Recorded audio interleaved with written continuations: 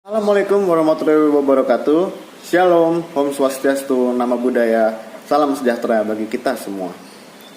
Perkenalkan, nama saya Nathanael. Saya adalah salah satu mahasiswa dari Telkom University dalam jurusan Manajemen Bisnis Telekomunikasi dan Informatika atau yang biasa disingkat dengan MBTI, angkatan 2020, dan saya tergabung dalam kelas MB 4402. Pada kesempatan kali ini, saya diberikan tugas oleh dosen pengampu saya dalam mata kuliah ekonomi untuk membuat sebuah resume singkat tentang berbentuk vlog, tentang dasar-dasar dari ilmu ekonomi, baik itu definisi ekonomi, masalah ekonomi, dan lain sebagainya. Oleh karena itu, mari kita lihat langsung penjelasan dari saya. Yang pertama adalah definisi dari ilmu ekonomi. Ilmu ekonomi menurut Profesor A. Samuelson adalah suatu studi mengenai individu-individu atau masyarakat dalam membuat pilihan dengan atau tanpa uang. Lalu menurut Sadono Sutisno, ilmu ekonomi adalah ilmu yang menganalisa tentang perilaku manusia atau masyarakat dalam penggunaan dan pengelolaan sumber daya, baik itu sumber daya alam maupun sumber daya manusia. Lalu menurut Mankiw, definisi dari ilmu ekonomi itu adalah suatu studi yang mempelajari tentang individu-individu atau perilaku manusia dalam pengelolaan sumber daya alam yang sangat terbatas dan sangat langka dalam tujuan untuk menciptakan kemakmuran.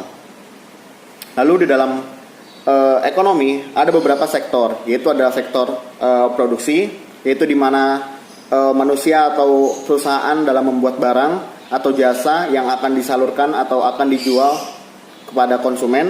Lalu ada konsumsi. Konsumsi adalah suatu proses ekonomi di mana masyarakat atau manusia membeli suatu barang atau menyewa suatu jasa demi kemakmurannya sendiri. Lalu yang ketiga itu adalah distribusi. Distribusi adalah biasanya penyaluran barang dari produsen kepada konsumen. Lalu yang kedua adalah masalah-masalah dalam proses ekonomi. Tentu saja ada beberapa masalah yang terkait dengan proses ekonomi ini. Yang pertama adalah barang apa yang akan diproduksi, lalu berapa banyak barang yang akan diproduksi tersebut, lalu bagaimanakah cara barang tersebut diproduksi, ya. Lalu ada kepada siapakah barang atau jasa ini akan dijual atau akan diproduksi, atau yang biasa kita sebut dengan target pasar.